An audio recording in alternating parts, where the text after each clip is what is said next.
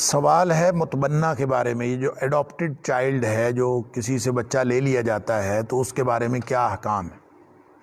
اور اس میں بھی خاص طور پر یہ پوچھا گیا ہے کہ رضاعت کس کی ہوگی، یعنی اصل ماں جو ہے وہی اس کو دودھ پلائے. اگر بہت ہی انفینٹ کو، بہت ہی چھوٹی عمر میں بچے کو لے لیا گیا ہے تو دودھ کون پلائے گا؟ تو بات یہ ہے کہ دودھ پلانے کے حوالے سے تو گنجائش شریعت نے دی ہے. قرآن بھی کہتا ہے کہ وہ ماں دودھ پلانا چاہے تو ماں پلا دے.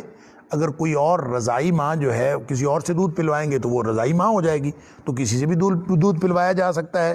اس کی شریعت نے اجازت دی ہے. لہذا دودھ پلوانے کے حوالے سے تو حکم میں کوئی ابہام نہیں ہے، دوسرے احکام کے اندر بھی ابہام نہیں ہے، لیکن عرف عام میں لوگ اس کو سمجھنے میں بہرحال بہت سارے ابہامات کا شکار ہوتے ہیں. تو سب سے پہلی بات یہ ہے کہ دودھ پلانے کے حوالے سے تو شریعت نے گنجائش دی ہے، چاہے اصل ماں پلا دے اور چاہے کوئی جو اپنا بیٹا بنانے والی، جو جس نے منہ بولا بیٹا بنایا ہے، وہ اس کو دودھ پلا دے، یا کسی تیسری ماں سے بھی دودھ پلایا جا سکتا ہے. جو اس کو دودھ پلائے گی وہ اس کی رضائی ماں ہو جائے گی. اور جو رضائی ماں کی نسبت سے جتنے رشتے بنیں گے، رضاعت سے بھی وہ سارے رشتے ثابت ہو جاتے ہیں، اور ان رشتوں کا وہی احترام ہوتا ہے جو نسب کی وجہ سے رشتے بنتے ہیں. اور جو چیز حرام ہوتی ہے نسب کی وجہ سے، وہی چیز حرام ہو جاتی ہے رضاعت کی وجہ سے. یہ نبی اکرم صلی اللہ علیہ وسلم کا واضح فرمان. لہٰذا رضاعت کے ساتھ یہ سارے مسائل وابستہ ہو جائیں گے. اگر وہ کسی اور ماں کا دودھ پیتا ہے بچہ، تو رضاعت کے ساتھ وہ رشتے میں منسلک ہو جائے گا وہ پورا خاندان. لیکن جہاں تک متبنہ کی عمومی طور پر بات ہے کہ آپ کسی سے ایک بچہ لے لیتے ہیں اور اس کو پالتے ہیں، تو بچہ پالنا کسی کا، اس کو اپنا بیٹا بنا لینا کوئی حرج نہیں ہے. آپ اس کو بیٹا بنا سکتے ہیں، لیکن وہ بیٹا آپ کا ہوگا نہیں، وہ ہوگا اصل ماں باپ کا ہی بیٹا. یا اگر بیٹی ہے تو وہ اصل ماں باپ کی بیٹی ہوگی. وہ آپ کے اس کے اصل ماں باپ ہی اس کے ماں باپ رہیں گے.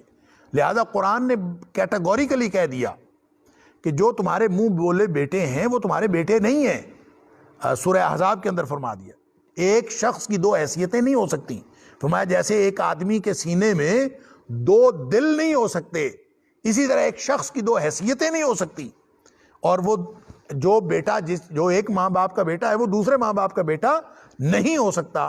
لہٰذا سارے کے سارے احکام شریعت اسی ولدیت کے تحت ہوں گے جن کا وہ اوریجنلی بیٹا ہے. یہ آپ نئے گھر میں جہاں وہ گیا ہے وہ نہ ان کا وارث ہو سکتا.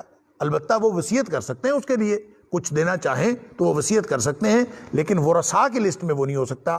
ولدیت کے خانے میں بھی اسی اصل جو اس کے والدین ہیں انہی کا نام ہوگا. صرف ایک صورت ہے کہ اگر آپ نے کوئی گم شدہ بچہ لیا ہو، کہیں سے ہاسپٹل وغیرہ سے بچہ لیا ہو، کسی کیئر سینٹر سے بچہ لیا ہو جس کے ولدیت آپ کو معلوم نہیں ہے، تو پھر آپ اس کا مجبوری کے تحت شناختی کارڈ وغیرہ بنانے کے لیے اس کا نام لکھ سکتے ہیں اپنے ولدیت کا، اور تو بھی اس کو آپ اپنا بیٹا نہیں سمجھ سکتے. بیٹے کے حوالے سے وراثت کے، رشتوں کے جتنے بھی احکام ہیں وہ اس کی اصل ولدیت کے اعتبار سے ہوں گے. اور اگر اصل ولدیت معلوم نہ ہو تو قرآن کہتا ہے فَإِخْوَانُكُمْ فِي الدِّينِ، پھر وہ تمہارے دینی بھائی ہیں. جیسے عام دینی بھائی کے ساتھ کوئی رشتہ نہیں ہوتا، خون کا کوئی رشتہ نہیں ہوتا، اور کوئی حرمت اور حلت کا فرق نہیں پڑتا کسی عام بندے کے ساتھ، اسی طرح اس کا بھی کسی طرح بھی حلت اور حرمت کا فرق نہیں پڑے گا.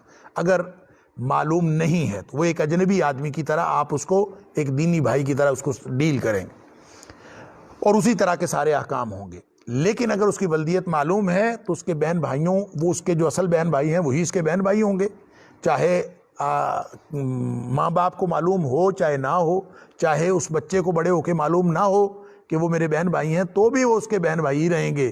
اور وہاں اس کی شادی نہیں ہو سکتی، اس کے ساتھ ایسا رشتہ استوار نہیں ہو سکتا جو بہن بھائیوں میں نہیں ہو سکتا. وہ ساری حلتیں اور حرمتیں اور اس کے سارے احکام وہی رہیں گے جو اصل ولدیت کے اعتبار سے ہیں، وراثت کے اعتبار سے بھی اور رشتہ داری اور نسب کے اعتبار سے بھی. واللہ اعلم.